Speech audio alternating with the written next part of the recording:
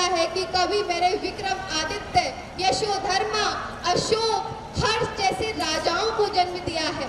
चाणक्य जैसे कूटनीतिज्ञ, भास्कराचार्य जैसे गणितज्ञ, चरक जैसे चिकित्सा शास्त्री, आर्यभट्ट जैसे वैज्ञानिक का जन्म मेरी कोख से हुआ है।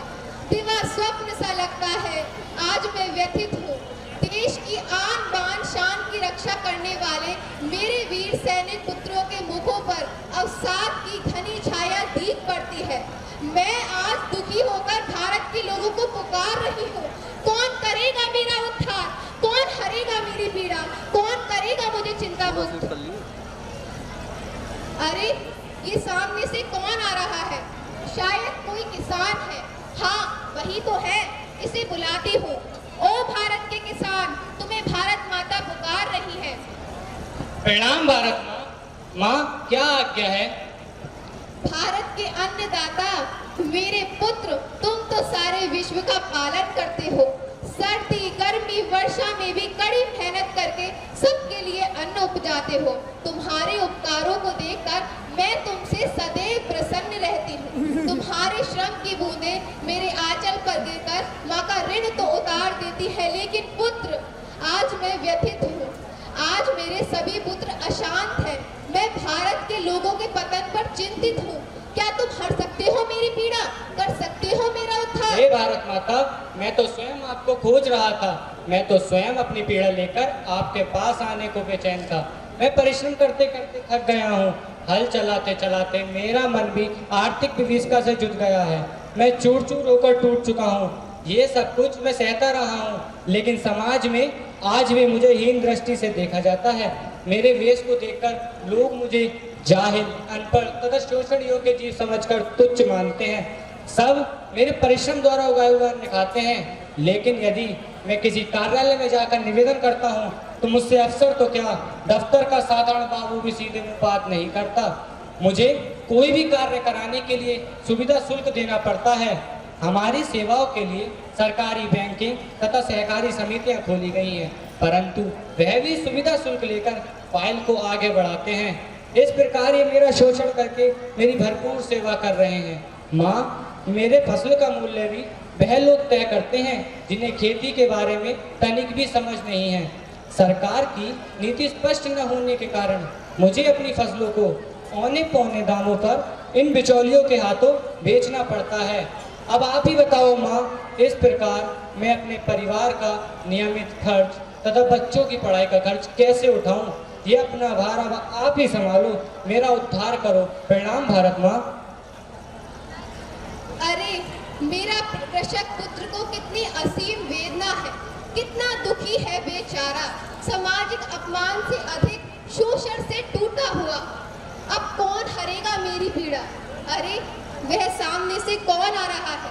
दफ्तर का बाबू, इसे ही बुलाती हूँ। ओ दफ्तर के बाबू, तुम्हें भारत माता पुकार रही है।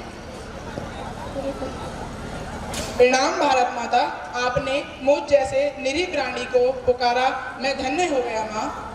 हाँ मैं तुम्हें ही पुकार रही हूँ। अरे तुमसे तो जनता भी परेशान है।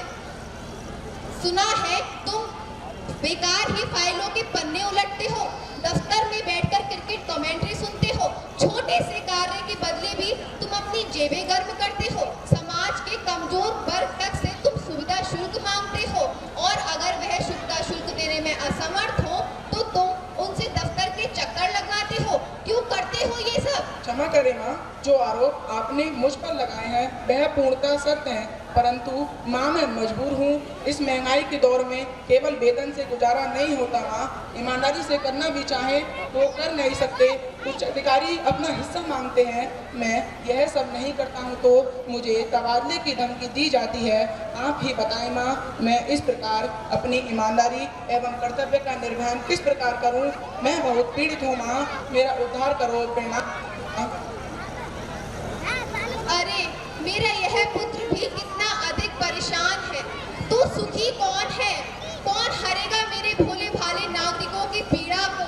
कौन सवारेगा मेरा आंचल?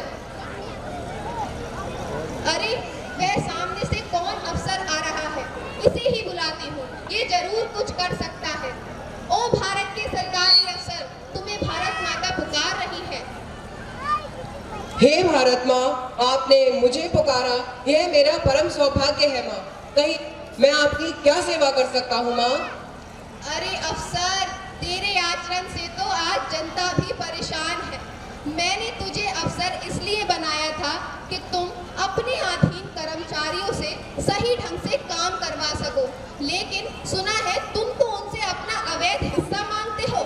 रिश्वत लेने के पश्चात भी तुम उनका काम टाल देते हो। अरे तुम्हारे आचरण से तो सब कुछ बदल सकता है। अगर लोगों का काम समय पर बिना शुल्क शुल्क दिए हो जाए तो एक नवीन राष्ट्र का निर्माण होगा। अरे तुम तो नीति निर्धारण करते हो, नवीन योजनाएं बनाते हो, फिर क्यों नहीं समाप्त होता ये भ्रष्टाचार? इसमें सब तुम्हारा ही दोष है। माँ, सभी अफसर बेईमान नहीं होते, कुछ ईमानदार भी होते हैं, लेकिन हम अपना काम ईमानदारी से करें, यह कुछ राजनेता और मंत्री नहीं चाहते। माँ, हमसे अपने व्यक्तिगत कार्यों के लिए धन की मांग की जाती है। माँ, अगर हम ये सब नहीं करते तो हमारे बच्चे और हम भूखे मर जाएंगे। माँ, हमसे सरकारी मशीनरी का उपयोग चुनावों में करने को कहा जाता है।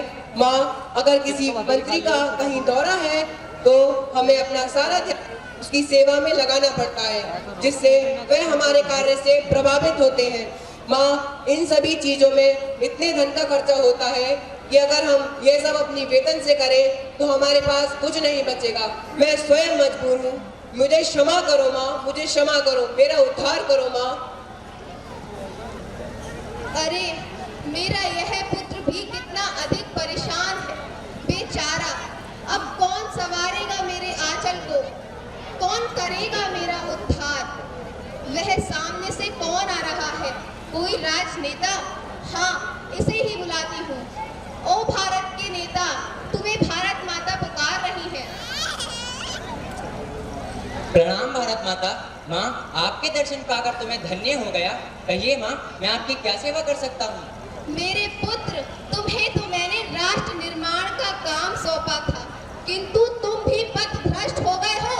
सत्ता के मद में चूर होकर अपने कर्तव्यों को भूल गए हो। अरे संविधान की शपथ लेते समय तुमने निस्वार्थ इस देश की और इस देश के नागरिकों की सेवा करने का व्रत लिया था, किंतु उसके स्थान पर अधिकारियों का शोषण और भ्रष्टाचार करके मेरी भोली भाली जनता पर अत्याचार कर रहे हो। ऐसा करते हुए तुम्हें शर्म नहीं आती? क्यों करते हो ये सब?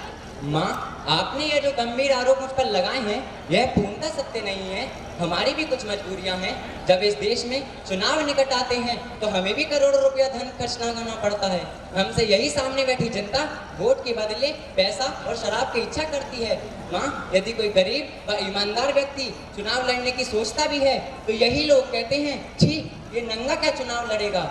यह लोग हमसे यह क्यों नहीं कहते कि इस धन को चुनाव में खर्च करने के स्थान पर हमारे लिए नई सड़कें बनवा दीजिए, शिक्षा व चिकित्सा की उचित व्यवस्था करा दीजिए, गरीबों के लिए मकान बनवा दीजिए। माँ, यदि कुछ भ्रष्ट व बाहुबली नेता चुनाव जीतते हैं तो इसी जनता के कारण। जब तक ये लोग अपने निजी स्वार्थों से ऊपर उठकर एक ईमानदार व कर्मठ नेता का चुनाव नहीं करेंगे, इस देश की स्थिति नहीं सुधरने वाली और न ही देश उन्नति की ओर अग्रसर होगा। माँ, अपनी इस भोली भाली जनता को समझाओ माँ, समझाओ। अरे मेरा राजनेता पुत्र भी कितना अधिक परेशान है। अब कौन हरेगा इस देश की समस्त पीड़ाओं को? कौन करेगा मेरा उद्धार? वह सामने से कौन आ रहा है? पत्रकार, इसे ही बुलाती हूँ। ओ भारत के पत्रकार, तुम्हें भारत माता पुकार रही है पुत्र। अरे भारत में मुझे पुकार रही है। प्रणाम माँ, मैं आपकी समझ उपस्थित हूँ माँ। आपके दर्शन पाकर तो मैं धन्य हो गया माँ, मैं धन्य हो गया। हाँ, मैं तुम्हें ही पुकार रही हूँ। आज क्या हो गया है तुम्हारी कलम को? क्या हो गया है तुम्हारी लेखनी को?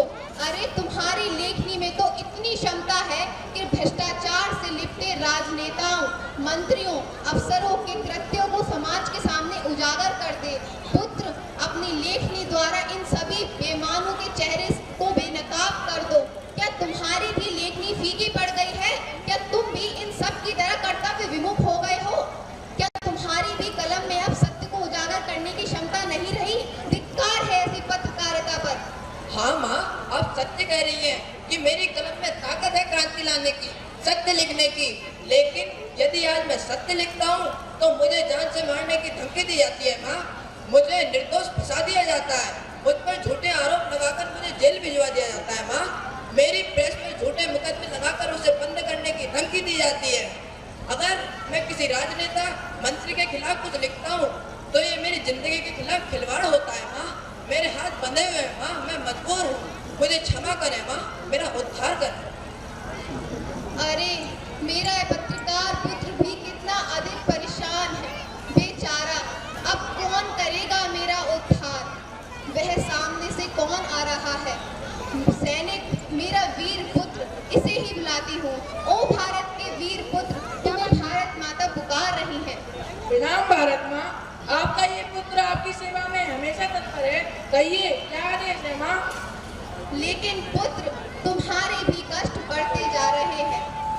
देश की सीमाओं पर रक्षा कर कर तुमने तो अपना कर्तव्य सदैव निभाया है, लेकिन मेरे अंग धीरे धीरे कटते जा रहे हैं। मैं तो आज आंतरिक घातों प्रतिघातों से दुखी हूँ। देश के सभी कर्णधार मार्ग भटक गए हैं, सभी दिग्भ्रमित हो गए हैं। क्या तुम कुछ नहीं कर सकते हो? माँ, ये आप क्या कह रही हैं? ये शिकायत तो मैं स्वयं आपसे करने आ रहा था। हमने अपने सीट पर गोलियां खाकर आपकी रक्षा की है, लेकिन आपके अंगों को नहीं कटने दिया है। वे कटे हैं नेताओं के समझौतों की मेज पर। हे माता, अगर तुम्हारी रक्षा करने के लिए हमें अपने प्राणों का भी बलिदान देना पड़े तो हम पीछे नहीं हटते, बल्कि सदैव तैयार रहते हैं। हे माता, तुम्हारी गोद में सिर रखकर मरना हमारे लिए सौभाग्य की बात है। हे माता, अगर हम किसी नेता मंत्री के परिवार से किसी सदस्य को पकड़ लेते हैं तो या तो वे हमें दूर भिजवा देते हैं या फिर जान से मारने की धमकी देते हैं। हे माता, कभी कभी में आता है कि इन घिनौने राजनीतिज्ञों की भली वेदी को मिटा दूं, लेकिन माँ, मैं उद्विग्न हूँ, परेशान हूँ। तो आप ही इन राजनीतिज्ञों को समझाइए। मुझे क्षमा करें माँ, मुझे क्षमा करें। अरे मेरा वीर पुत्र भी कितना अधिक परेशान है, बेचारा। अब कौन हरेगा मेरे देश की समस्त पीड़ाओं को? वह सामने से कौन आ रहा है? अध्यापक, इसे ही बुलाती हूँ। ओ भारत का भविष्य तैयार करने वाले, शिक्षा के कर्णधार, चरित्र के निर्माता, तुम्हें भारत माता पुकार रही है पुत्र। प्रणाम माँ, आपको देखकर मैं धन्य हुआ माँ, मैं धन्य हुआ माँ। अब ना तो मैं शिक्षा का कर्णधार हूँ, ना ही चरित्र निर्माण करने लायक। माँ, इस समाज में मेरा आदर निरंतर घटता जा रहा है। माँ, मुझे शैक्षणिक कार्यों के करने के अलावा अन्य प्रकार के सभी कार्य जैसे जनगणना, मतगणना, चुनावी कार्य, कभी ये सूची तो कभी वो सूची बनाने हेतु दे दी जाती है। माँ, इन अतिरिक्त कार्यों के कारण मैं अपना शैक्षणिक कार्य उचित प्रकार से नहीं कर पाता हूँ। माँ, अब आप भी बताएं कैसे तैयार होगा भारत का नया भविष्य? माँ, हमारे स्कूलों में विद्यार्थियों हेतु पाठ्यक्रम समय पर उपलब्ध नहीं हो पाता है, और जो पाठ्यक्रम उपलब्ध होता है उसमें नैतिक मूल्यों की कमी होती है। माँ, अब आप ही बताएं भारत का भविष्य उज्जवल कैसे होगा? माँ, मैं अत्यधिक पीड़ित हूँ। माँ, मेरा उद्धार करो। माँ, मेरा उद्धार करो। अरे मेरा यह पुत्र भी कितना अधिक परेशान है। अब कौन हरेगा इस देश की समस्त पीड़ाओं को? कौन सवारेगा मेरा आंचल? ऐ समाज के लोगों, अब आप ही पीड़ा उठाओ। ऐसे नेता चुनो जो इस देश का भला कर सके, जो इस देश को उन्नति की ओर ले जा सके। तो ईमानदार अफसरों के सामने बेनकाब कर दो पुत्रों। अपने हक के लिए आवाज उठाओ, कायरों की तरह सोते मत रहो। जागो, जागो, जागो मेरे पुत्रों, जागो। भारत माता की, भारत माता की, वंदे